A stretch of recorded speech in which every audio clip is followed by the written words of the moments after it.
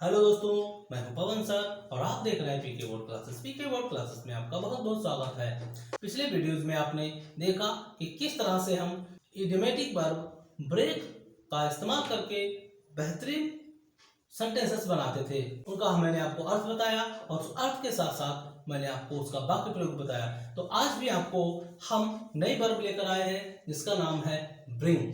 Bring से बनने वाले आज हम बेहतरीन बेहतरीन इडियम्स आपको बताएंगे और उसके साथ में आपको इसका वाक्य प्रयोग भी कराएंगे। इडियम्स को शुरू करने से पहले अगर आप हमारे चैनल पर नए हैं तो आप हमारे चैनल को सब्सक्राइब कर दीजिए, पास में दिए गए बेल आइकन को प्रेस कर दीजिए ताकि आने वाले वीडियोस का नोटिफिकेशन मिले आपको सबसे पहले। तो चलिए शुरू करते हैं इडियोमेटिक वर्ब ब्रिंग। ब्रिंग से पहला इडियम्स जो आपका बनता है वो है आपका ब्रिंग अप। ब्रिंग अप ये आपका एक बोर्ड में बहुत ज़्यादा आता है, यानी कि इंटरमीडिएट के जो छात्र हैं या फिर जो कंपटीशन के छात्र हैं वो आपके एसएससी का एग्जाम दे रहे हैं, यूपीएससी का एग्जाम दे रहे हैं, तो आपको इडियम्स बहुत बेहतरी से सीखने चाहिए। इसको आपको अपनी नोटबुक पर नोट भी करना है और साथ में अगर आप चाहते हैं तो वीडियोस को डाउनलोड कर भी सकते हैं और सेव भी कर सकते हैं। आपका पहला इडियोमेटिक वर्ब है ब्रिंग अप। ब्रिंग अप का मतलब होता है पालन पोषण करना या किसी का पालन करना। इसका वाक्य प्रयोग कर सकते हैं। After the death of my parents, मेरे माँ बाप की मृत्यु के बाद, माई एल्डर सिस्टर, मेरी बड़ी बहन ने, ब्रॉट मी अप, मेरा पालन पोषण किया। देखिए मैं आपको पहले भी बता चुका हूँ, वर्ब तो है आपकी ब्रिंग, लेकिन यहाँ पर क्या आ रहा है ब्रॉट अप, यानी ब्रॉट जो है ब्रिंग की सेकेंड फॉर्म है। तो इसका मतलब जिस तरह से हमें वाक्य को जिस टेंस में रखना होगा, जिस तरह के वाक्य में या जिस टेंस में हमें वाक्य को बनाना होगा उसी हिसाब से हम वर्ब की फर्स्ट फॉर्म, सेकेंड फॉर्म और थर्ड फॉर्म या आईएनजी फॉर्म का भी प्रयोग कर सकते हैं। तो इस तरह से आपने बना दिया कि after the death of my parents, मेरे माँ बाप की मृत्यु के बाद, माई एल्डर सिस्टर, मेरी बड़ी बहन ने, ब्रॉट मी अप, मेरा पालन पोषण किया। After the death of my parents, my elder sister brought me up, मेरा पालन पोषण किया। नेक्स्ट आपकी है ब्रिंग अबाउट। ब्रिंग अबाउट का मतलब होता है किसी चीज को उत्पन्न करना। ब्रिंग अबाउट का मतलब होता है आपका किसी चीज को उत्पन्न करना। तो इसका कैसे वाक्य प्रयोग कर देंगे? इसका वाक्य प्रयोग करेंगे his carelessness has brought about, यानी कि उसकी लापरवाही ने उत्पन्न किया है हिज रुइन, उसकी बर्बादी को। His carelessness has brought about his ruin, उसकी लापरवाही ने उसको बर्बाद किया है या उसकी लापरवाही ने उसकी बर्बादी को उत्पन्न किया है, उसको पैदा किया है। नेक्स्ट आपका है ब्रिंग होम। देखिए कई बार आपसे पूछा जा चुका है, इंटरमीडिएट की परीक्षा में कई बार आपको मिला हुआ है, मैंने पेपरों में देखा है तो उसमें वो आ चुका है ब्रिंग होम का मतलब होता है किसी चीज को समझाना या समझना। तो मैं क्या कर सकता हूँ कि I brought home to you, मैंने आपको समझाया था। I brought home to you, मैंने आपको समझाया योर मिस्टेक्स, यानी कि आपकी गलती को। कहने का मतलब उसका यह है कि I brought home to you your mistakes, मैंने आपको आपकी गलती के बारे में समझाया। I brought home to you your mistakes, मैंने आपको समझाया योर मिस्टेक्स, आपकी गलती के बारे में या आपकी गलती को। नेक्स्ट आपका है ब्रिंग ऑफ का मतलब होता है किसी चीज से बचाना या किसी चीज को बचाना।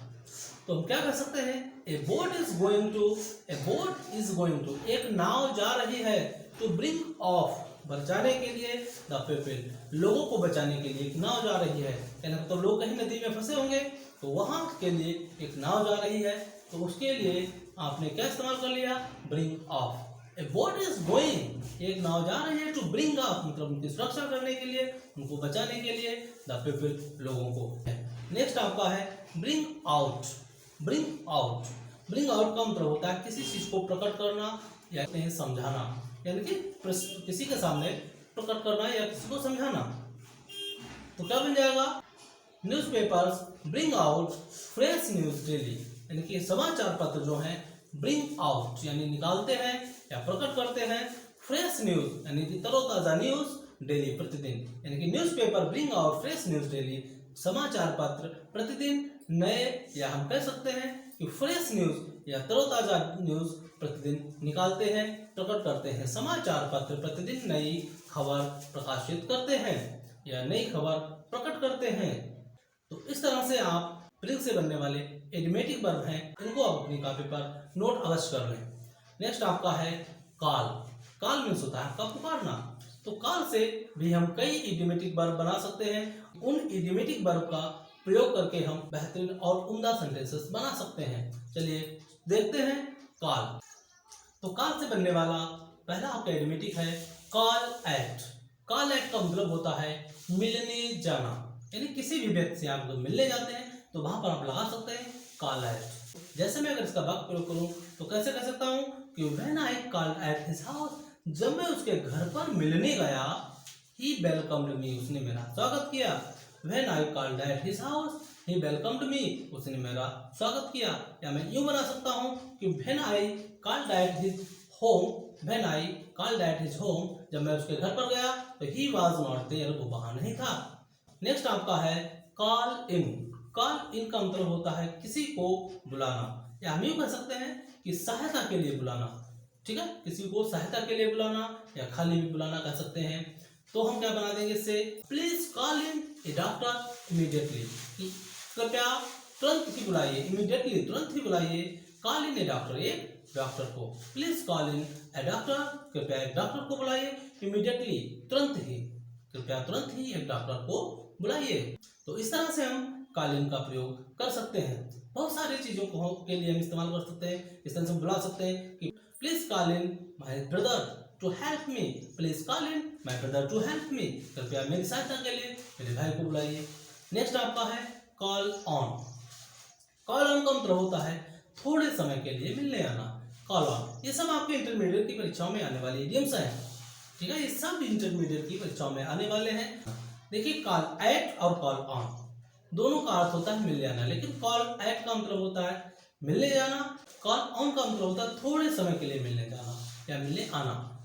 तो मैं कैसे बना सकता हूँ इसको कि I had called on my friends, मैं अपने मित्र से मिलने गया था, बिफोर आई लेफ्ट, मैं जाने से पहले, यहाँ से छूटने से पहले या यहाँ से जाने से पहले मैं अपने मित्र से मिलने के लिए गया था। या यूँ कह सकता हूँ कि I had called on my friend, मैं अपने मित्र से मिलने गया था, बिफोर आई लेफ्ट, मेरे जाने से पहले। नेक्स्ट आपका है call for. Call for, call for का मतलब होता है मांगना।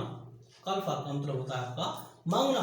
तो इससे क्या सेंटेंस बन जाएगा आपका कि his master called for, his master called for an explanation of his conduct, कि his master called for an explanation, उसके मास्टर ने, उसके स्वामी ने उससे व्याख्या मांगी, ऑफ हिज कंडक्ट, उसके कार्यों की, उसके कर्म की, उससे व्याख्या मांगी। नेक्स्ट आपका है कॉल्ड आउट। कॉल्ड आउट का मतलब होता है सहायता के लिए चिल्लाना, किसी से चीख करके सहायता मांगना। तो द बाउंडेड सोल्जर यानी घायल सैनिक called out to his mate, घायल सैनिक ने अपने मेट मतलब होता है आपका साथी, तो अपने दोस्त को बुलाया, यानी कि the bounded soldier called out his mate, घायल सैनिक ने अपने साथी को बुलाया। इस तरह से आपने जो आज इडियम्स सीखी उनको आप अपनी कॉपी पर नोट कर लीजिए और आगे के लिए, अपने फ्यूचर के लिए उसको रख लीजिए। अगर आप इंटरमीडिएट में हैं, अगर आप कंपटीशन की तैयारी कर रहे हैं तो आपको ये इडियम्स लिख लेने चाहिए। अगले वीडियोज में मिलते हैं नए इडियम्स वर्ग के साथ, तब तक के लिए थैंक यू।